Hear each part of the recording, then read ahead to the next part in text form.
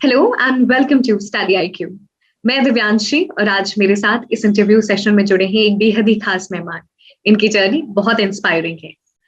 UPSC CSC 2020 examination में all India rank 545 हासिल करने वाले अल्ताफ शेख जी। मैं इनके बारे में बता दूं तो उन्होंने बहुत सारे एग्जामिनेशन क्लियर किया है। साथ ही साथ he was an IB officer and assistant commandant का भी यूपीएससी सीएपीएफ और अब यूपीएससी सीएससी एग्जामिनेशन उन्होंने क्लियर किया है। मैं स्वागत करती हूँ सर आपका स्टडी आईक्यू पर। थैंक यू मैम, बहुत बहुत धन्यवाद आपका मुझे बुलाने के लिए। Thank you. अल्ताफ जी, हमें बहुत खुशी है कि आप इस इंटरव्यू सेशन में जुड़े हैं और बहुत ही डायनेमिक जर्नी जिसे कहें वो आपकी जर्नी रही है। तो शुरुआत में इसी से चाहूंगी आप बताएं अपनी जर्नी के बारे में। शॉर्ट में कहना चाहूंगा कि मैं actually I belong to Katewadi taluka, Baramati district, Pune, जो महाराष्ट्र का एक छोटा सा गांव है। और I have completed my schooling in Zilla Parishad school Katewadi, Baramati. और जो बाकी स्कूल मेरा हुआ मीडियम वाला around 9 to 12 I completed it in Jawahar Navodaya Vidyalaya, जो भारत सरकार की एक स्कूल है। और after that I completed my BSc in biotechnology from Shivaji university Kolhapur. उस टाइम पे मैं सांगली डिस्ट्रिक्ट में था, इस्लामपुर में। और बैकग्राउंड अगर कहा जाए तो my father was a motor mechanic, two wheeler का उनका गैराज था।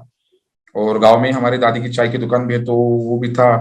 और 1999 में कुछ फैमिली बहुत सारे इश्यूज हो गए, तो हमें हमारा गांव भी छोड़ना पड़ा था। तो गांव छोड़ के हम इस्लामपुर में गए थे।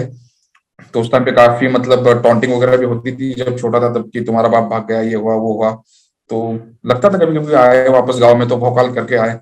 तो finally after 20 years I was able to come to my village with utmost pride and satisfaction. That's a beautiful example that you have set up for a lot of people कि setback को किस तरीके से come back करना है। अल्ताफ जी, मैं आपसे जानना चाहूंगी कि you're working as an IB officer, साथ ही साथ you were given a lot Yes, of ma'am. examinations and you were also clearing all those examinations। पहले असिस्टेंट कमांडेंट का भी एग्जामिनेशन 2019 में आपने क्लियर किया, फिर यूपीएससी सीएससी भी क्लियर किया। तो हाउ आर यू मैनेजिंग और क्या मोटिवेशन था कि एक बहुत ही अच्छी जॉब, आईबी ऑफिसर की job, and still you were preparing for all for UPSC CSE? अब इसमें सबसे बड़ा रीजन है तो मैडम, मैंने तो शादी नहीं की थी शुरुआत में। अगर उस टाइम शादी वगैरह कर लेता तो शायद इस एग्जाम वगैरह ना दे पाता। और when I was in UP तो काम करते करते थोड़ा मतलब इस तरह से मैनेज कर लिया था कि जो भी काम के लिए 6-7 घंटे जाते हैं वही 4-5 घंटे में करो, और बाकी टाइम अपना पढ़ाई करो। और I was all alone there Sitapur में, तो काम के बाद बस पढ़ाई करने का ही ऑप्शन रहता था, तो पढ़ाई करता था। और दूसरा था कि दिमाग में था काफी कि भाई यूपीएससी ही करनी, सिविल सर्विस का। और बाकी जॉब्स का ऐसा था कि घर की कंडीशन इतनी अच्छी नहीं थी, तो मुझे वो जॉब ज्वाइन करना पड़ा। तो मैंने वो भी एक रखा चीज कि भाई सबसे पहले आपको फाइनेंशियल इंडिपेंडेंस आना चाहिए, और दूसरी बात है कि आपके घर वालों की जो इकोनॉमिक नीड्स है वो आपको पूरी होनी चाहिए। क्योंकि पिछले काफी एग्जाम के सफर में भी मेरी मम्मी हो गई, मेरे छोटे भाई बहन हो गए, ये काफी मतलब सपोर्ट कोई कहीं ना कहीं से कर रहे थे। और पापा भी मतलब अब्बा जो थे हमारे, वो भी मतलब जैसा हो गैरेज के काम से अपना जितना भी पैसा मिले करते थे वो। और हालांकि ऐसा था कि एक आदमी के ऊपर पूरी 6 लोगों की पूरी फैमिली थी, तो वो करते करते उन्होंने किया, तो दिमाग में यही था कि भाई एक ख्वाब देखा है तो वो पूरा करना है। क्योंकि पापा हमेशा गैरेज में भी, हम जब होते थे तो वो गैरेज में काम करते थे, मैं कहीं अपना किताबें वगैरह पढ़ते बैठता था। तो बहुत से लोग आते थे, प्रोफेसर आते थे, ऑफिसर्स वगैरह आते थे। तो मुझे फादर बोलते थे, अब्बा बोलते थे उस टाइम पे कि तुम्हें भी ऐसा बड़ा बनना है। और खास करके मैं एक वांटेड मूवी की एग्जांपल देना चाहता हूँ, जो सलमान खान की थी, मतलब अपने भाईजान की। तो वो मूवी में एक सीन आता है जहाँ पे मतलब सलमान खान के मूवी वाले फादर को गनी भाई मार देता है। तो वो बोलता है कि राजवीर शेखावत आईपीएस। तब जब सलमान खान भागते आता है ना कार से उतर के, तो वो सीन काफी मेरे अब्बा को पसंद था। तो वो सोचते थे कि भाई ऐसा सीन अपने मेरे साथ भी हो, मेरे बेटे के साथ। तो फिर मैं फनी वे में बोलता था कि आपके फिर वो सीन करने के लिए आपके भी कनपट्टी के ऊपर किसी ने गन रख के बैठना पड़ेगा। तो ये ऐसी चीजें होती थी, तो इसी से मतलब दिमाग में था कि भाई एक जॉब मिल गया आईबी का तो जॉब करो, फैमिली का इकोनॉमिक इंडिपेंडेंस रखो, और दूसरा अपनी पढ़ाई कंटिन्यू चालू रखो। तो इसलिए मैं मतलब कंटिन्यू एग्जाम देता था। और दूसरा मेरा ये था कि साल भर में एग्जाम इसलिए देता था कि हर 2-3 महीने में एग्जाम आती थी, तो मेरा पूरे साल भर का पढ़ाई का मोमेंटम चालू रहता था। मतलब ऐसा नहीं कि एक एग्जाम दे रहे आप और वो एग्जाम देके फिर आप फेल हो रहे, कुछ हो रहे, ऐसा कोई दिक्कत नहीं था। एक आध भी एग्जाम में फेल होता था तो स्टेट की मेंस में रहता था, या असिस्टेंट कमांडेंट की इंटरव्यू के लिए तो मैं जाता था। मतलब हर साल एटलीस्ट कुछ ना कुछ सक्सेस मुझे मिल रहा था थोड़ा बहुत। तो अल्ताफ जी, जैसे मैं स्टार्टिंग में सभी को बता रही थी कि अगर डायनेमिक जर्नी का कोई एग्जाम्पल हो किसी की जर्नी, वो आपकी जर्नी है। मैं आपसे और भी जानना चाहूंगी, क्योंकि हमेशा ये डिलेमा रहता है कि UPSC CSC of course requires a lot of your time and effort. आप किस तरीके से टाइम को मैनेज करते थे? आपने एक चीज बताया कि 6 घंटे का काम 4 घंटे में कोशिश करते थे, बट ये माइंडसेट बनाना बहुत जरूरी है कि अगर आप वर्किंग प्रोफेशनल हैं तो कैसे समय को अच्छे से संयोजेंगे ताकि आप प्रिपरेशन अच्छे से कर पाए। सबसे पहले तो देखिए मैम, सीधी रफ लैंग्वेज में मैं बोलना चाहूंगा, क्योंकि जब मैं जॉब कर रहा था ना, तो ऐसा रहता है कि आप जहाँ पे जॉब कर रहे हैं, अगर आप ऑब्वियसली आपका हर एक का ड्रीम होता है यूपीएससी वगैरह करना, तो मैं जहाँ पे जॉब कर रहा तो मुझे अपने औकात का पता था कि मतलब मैं कुछ भी अगर प्रमोट भी हो जाऊंगा तो उस लेवल पे नहीं जा पाऊंगा जहाँ पे सिविल सर्वेंट्स होते हैं। दूसरी बात ऐसी थी कि वो चीजें काफी मेरे दिमाग में रहती थी काम करते टाइम पे भी मैं, क्योंकि इंटेलिजेंस ऑफिसर होने का बेनिफिट ये था कि रेगुलरली जिले के एसपी हो गए, कलेक्टर हो गए, बाकी सभी जो टॉप लेवल के ऑफिसर्स होते थे उनसे मेरा डेली इंटरेक्शन होता था किसी न किसी काम की वजह से। तो वहां से भी वो लोग भी काफी मोटिवेट करते थे, वो भी बोलते थे कि भाई आपकी अभी इतनी एज नहीं गई है, कुछ नहीं, तो आप मौका मिल रहा है तो आप भी पढ़ाई करो। और दूसरी बात कि घर से तो सपोर्ट था ही मेरे अम्मी वगैरह इन लोगों का, तो वो भी बोल रहे थे कि भाई एक तो जॉब है तुम्हारे पास और बाकी अभी जॉब की मतलब कोशिश करो तुम पढ़ने की। और सबसे इंपॉर्टेंट लास्ट का फैक्टर जो मैं कहना चाहूंगा कि खुद से ही मुझे लगता था कि मुझे करना है। मतलब सबसे पहले मोटिवेशन मेरा खुद से ही आ गया, उसके बाद फिर बाकी एक्सटर्नल फैक्टर्स मुझे मदद करने लगे। तो ये चीज मेरे दिमाग में थी। और ये औकात की बात मैंने इसलिए बताया कि आप प्राइवेट में कर रहे हो, कहीं पे भी कर रहे हो, तो आप सबसे पहले ये दिमाग में लाओ कि ठीक है आप उस जॉब में हो, एक 10-15 साल बाद आप अपने आप को कहाँ देखते हो। क्योंकि आपके साथ वाले भी कोई अगर बंदा होगा यूपीएससी कर रहा है, वो 10-15 साल में यूपीएससी सिलेक्ट होकर कोई जॉइंट सेक्रेटरी रैंक पे जाएगा, और उसी टाइम पे आप अगर जॉब कर रहे हो और फिर 15 साल में आप किसी डिप्टी एसपी रैंक पे जा रहे हो, तो ऑब्वियसली कुछ ना कुछ तो डिफरेंस होता है ना।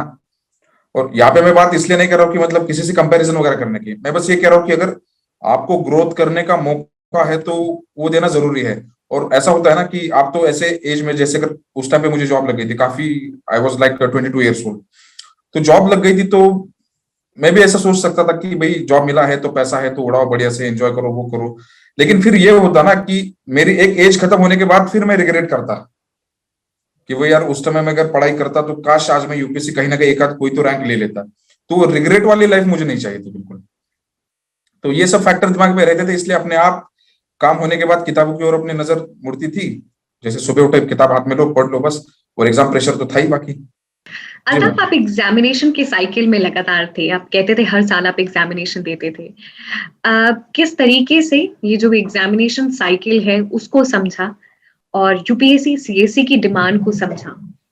सबसे पहले तो मैं हमारे ग्रुप का बारे में मेंशन करना चाहूंगा। मैं पुणे में जब था पढ़ाई के लिए, तो पुणे में महाराष्ट्र गवर्नमेंट के एक इंस्टीट्यूशन है YASHADA, that is Yashwantrao Chavan Academy of Development and Administration. जो महाराष्ट्र के जो ग्रुप ए ऑफिसर्स होते हैं उनका ट्रेनिंग वहां पे होता है।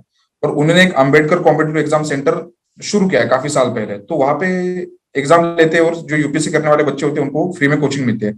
तो वहां पे हमारा ग्रुप हुआ जिसे हम नाटो बोलते हैं, जिसमें अभी उस समय 2014-15 में विजय राठौड़ सर जो थे वो आईएएस बन गए, अभी वो जालना में कलेक्टर है। अक्षय शिंदे सर आईपीएस बन गए।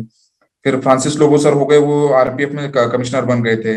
मनोज आवटी सर जो साई में है, फिर दीपक शिंदे सर थे, सन्याल सर थे। तो हमारे जैसे 5-6 लोगों का जो ग्रुप था, उस समय वो 3-4 अटेम्प्ट दे चुके थे, इंटरव्यू दे चुके थे, और वो मेरी शुरुआत थी।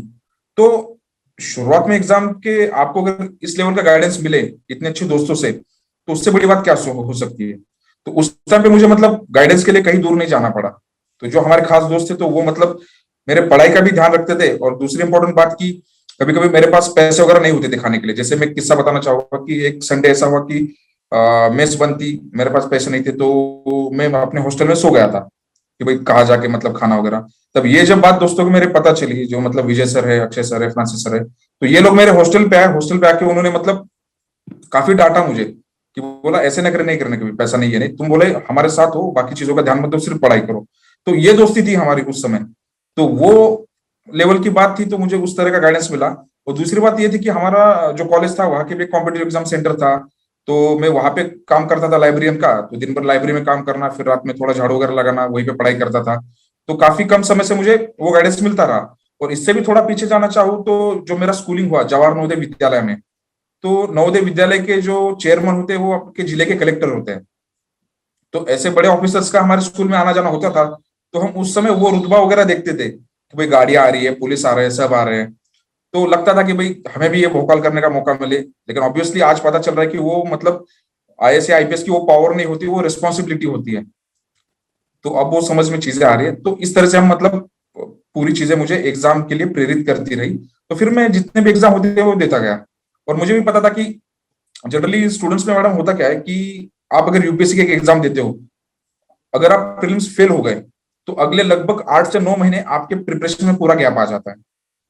तो आप डायरेक्टली प्रिपेयर कब करोगे, जब आपका एग्जाम का फॉर्म आएगा तब। तो मेरा ऐसा होता था कि यूपीएससी में अगर फेल हो रहा हूँ प्री, तो 1.5 महीने बाद महाराष्ट्र की एग्जाम आती थी, 1.5-2 महीने बाद फिर उत्तर प्रदेश लोक सेवा की आती थी, फिर 1-1.5 महीने बाद आपकी यूपीएससी असिस्टेंट कमांडेंट की आती थी। तो कंटिन्यू 3-4 एग्जाम होते थे, फिर चौथे साइकिल में यूपीएससी की फिर से एग्जाम आती थी। तो कभी ऐसा नहीं लग रहा था कि भाई मैं एग्जाम देके मुझे कुछ गैप पड़ा है, तो वो तो कंटिन्यू फ्लो चलता रहता था ना। प्रीलिम्स के लिए किन खास बातों का ध्यान रखना है, क्योंकि प्रीलिम्स एक बहुत ही टफ स्टेज होती जा रही है, हर हर एग्जामिनेशन ईयर में देख रहे हैं। अभी प्रीलिम्स का तो सबसे बड़ा नुकसान तो मैंने खुद ही भोगा, क्योंकि लगभग ma'am first second third fourth attempt तक मैं प्रीलिम्स पास ही नहीं हुआ था। तो जब 5वें अटेम्प्ट तक गया तब मतलब लगा कि भाई अब असिस्टेंट कमांडेंट बन गया यूपीएससी का, तो अब यूपीएससी करने का कोई मतलब नहीं। लेकिन फिर सोचा कि पिछली गलतियां क्या हुई थी, तो बड़ी गलती मेरी ये थी कि टेस्ट सीरीज उतना मैं ज्यादा नहीं देता था, 2-3 दे दे बस, उतने में काम खत्म। उसके बाद रिवीजन की काफी गड़बड़ होती थी, फिर आप करंट अफेयर्स प्रॉपरली नहीं पढ़ पा रहे हो, ये चीज। और सबसे मेन था कि एग्जाम के टाइम पे बहुत सी मेरी ऐसी सिली मिस्टेक में कर देता था जो पेपर में आने के बाद पेपर से मुझे याद होती थी।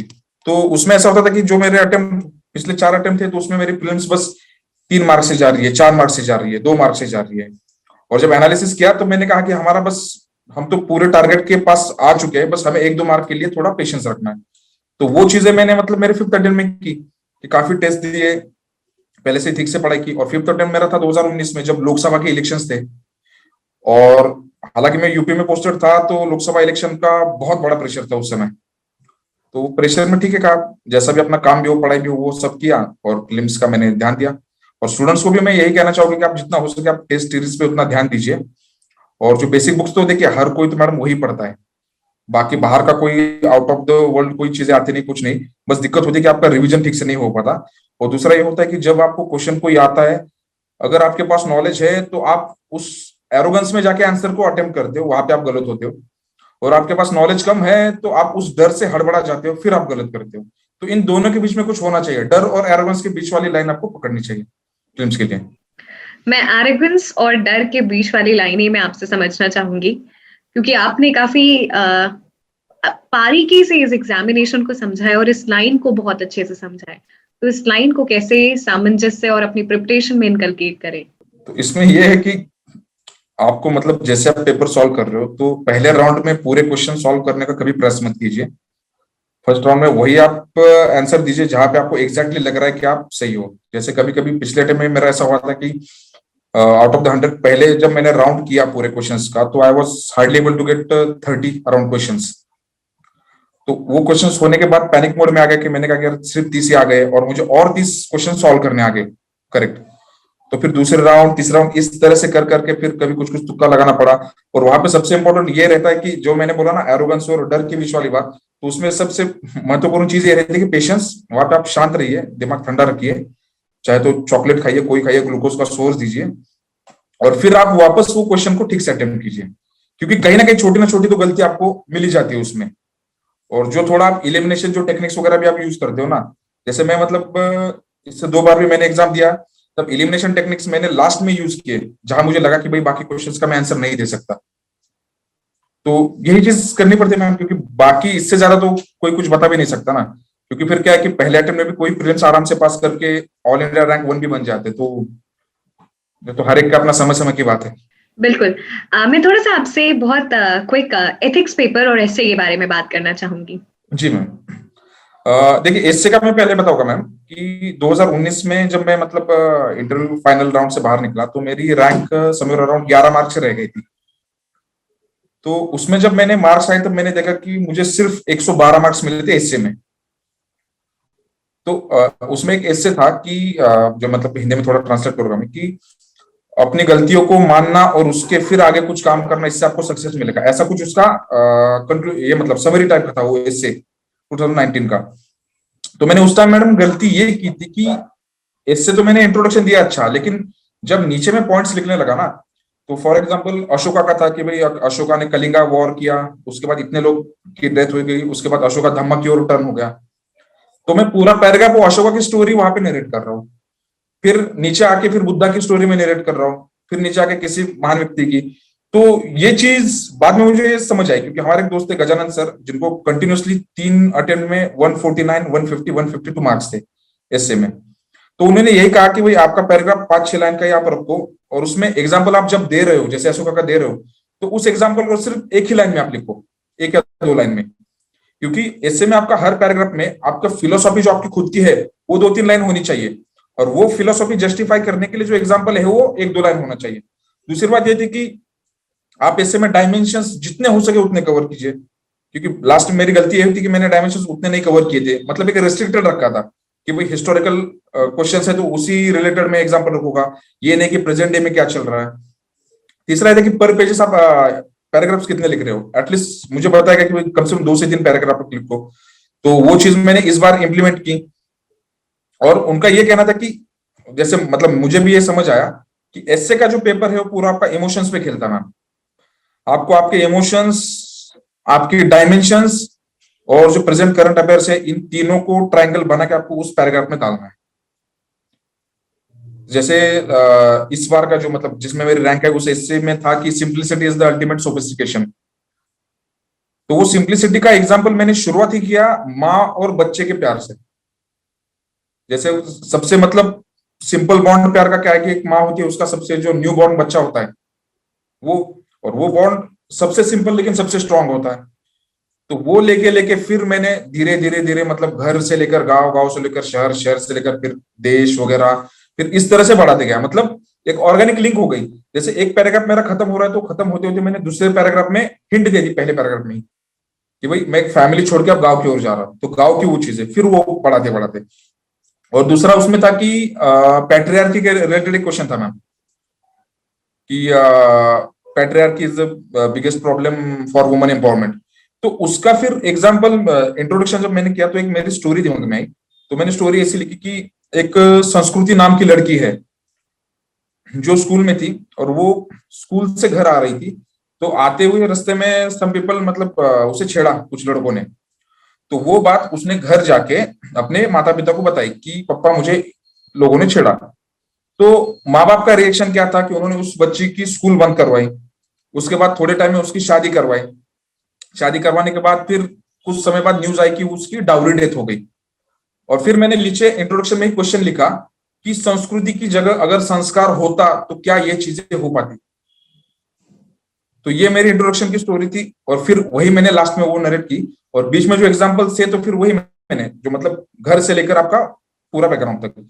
और लास्ट में जब स्टोरी खत्म हो गई तो उसके बाद मैंने रॉबर्ट फ्रॉस्ट की पोएम लिखी, मतलब कि पैट्रियार्की को कम करने के लिए हम चाहे कितनी कोशिश करें, but in the words of Robert Frost की जो woods are lovely dark and deep, we have promises to keep, miles to go before we sleep, miles to go before we sleep. मतलब अभी हमें इतना करना है, मतलब we have miles to go, रुकने से पहले। तो इस तरह से मैंने एस्से का ही किया था, मतलब जो मेरा पर्सनल एग्जांपल। और इथिक्स का जो था 2019 के एग्जाम में तो 125 मार्क्स मुझे मिले थे। तो मैं बहुत शौक था क्योंकि मुझे नहीं लगा था कि मुझे 125 मिलेंगे। आई वाज थिंकिंग अराउंड कि 101-2 उसमें अपना निपट जाएगा। लकीली ऐसा हुआ कि इथिक्स को उस टाइम पे काफी मार्क दिए गए, मतलब हाईएस्ट वाज अराउंड 162 मार्क्स। और इस बार जब दिया तो उसमें 104 मार्क्स थे। I think topper was somewhere around 125 के अराउंड। तो इथिक्स लिए मैंने क्या किया कि इथिक्स में यही था कि आपको जितना हो सके उतने सिंपल लैंग्वेज में लिखना है। आपका प्रोबेबिलिटी हो कुछ जो उसके वर्ड्स हो, वर्ड्स के तो आप डेफिनेशन दीजिए लेकिन एग्जांपल दीजिए। दूसरी बात, हर क्वेश्चन में मैंने कोशिश की कि भाई जो अपने लोकल ट्रेडिशंस है, जैसे कोई सेंट है, कोई सूफी संत है, कोई आपका क्या बोलते हैं अपना संगम लिटरेचर वाले कोई लोग है, या कोई जैसे फॉर एग्जांपल मैं महाराष्ट्र से हूँ तो महाराष्ट्र में भक्ति की बहुत बड़ी ट्रेडिशन है, जैसे संत तुकाराम महाराज हो गए, ज्ञानेश्वर माउली हो गए। तो हर क्वेश्चन में मैं उन लोगों को क्वेट करता था कि भाई इन्होंने ये चीजें की। अगर कोई मुझे अगर पॉइंट एक आधा एक्सप्लेन करना है तो मैं प्लेन वर्ड्स में भी बोल सकता हूँ कि भाई इस दुनिया को शांत रखना है तो पीसफुली रहना पड़ेगा, ये करना पड़ेगा, वो करना पड़ेगा। बट मैं क्या करता था कि दुनिया को शांत रखना है तो पीस रहनी जरूरी है, और आगे लिखता था कि संत तुकाराम महाराज कहते हैं कि मोहब्बत के सिवा दुनिया ये नहीं वो नहीं। तो उससे होता था कि मतलब आंसर को वैलिडेशन मिलता था। तो एथिक्स को मैंने उस तरह से निपटा दिया। और कुछ कुछ क्लासेस के मैंने नोट्स देखे जिनका मैं नाम नहीं लेना चाहता, वो इतने हेवी हो रहे थे मुझे, उससे अच्छा मैंने एक दो बुक्स पढ़ी। तो वो बुक्स में मतलब पूरी सिंपल लैंग्वेज थी, और मुझे काम क्या था कि बस मुझे वो कंसेप्ट को समझना है, मुझे अपने लैंग्वेज में लिखना है, क्योंकि ऑलरेडी मैं मतलब कविता तो मैं लिखता हूँ, आई एम ए पोएट, तो फ्लावर लैंग्वेज तो अपने को यूज करना आता है। और इथिक्स और एसे का यही मामला था कि मैम आपको इमोशंस ही डालने हैं उसमें, उससे आपको मार्क्स मिलेंगे। अमिताभ जी, I'm sure जो भी चीजें और पॉइंट्स आपने बताए, that's going to be very valuable to all the aspirants who are looking at this interview. हम सेशन के एंड में है, कुछ टिप्स फाइनल आप देना चाहेंगे सभी एस्पिरेंट्स को? सबसे इम्पोर्टेंट टिप मैं यही देना चाहूंगा कि मुझे ये एग्जाम पास करने के लिए 6 अटेम्प्ट्स लगे। तो फर्स्ट अटेम्प्ट में फेल हो गया, I was disappointed. Second attempt में हो गया, डिसअपॉइंटेड हो गया। तीसरे अटेम्प्ट में फेल हो गया, फिर मैं वही जाके रोया रोया धोया। चौथे में भी फेल हो गया, तब मैं टोटली बेशर्म हो गया कि अब रोने से कोई मतलब नहीं, अपने में कोई गलती है जो हमें निकालनी पड़ेगी। तो मेरा ये कहना है कि फेलियर आपको आएंगे, ऑब्वियसली पहले में आएंगे, दूसरे में आएंगे, तो आप इसका मत सोचिए, क्योंकि मुझे एक चीज पे मुझे भरोसा था कि लाइफ में कभी कभी चीजें लक बाय चांस भी होती है और मेहनत से भी होती है। तो मुझे लगता है कि मेरी मेहनत भी काम आई, और छठे अटेम्प्ट तक मुझे मतलब लक ने भी मेरा साथ दिया।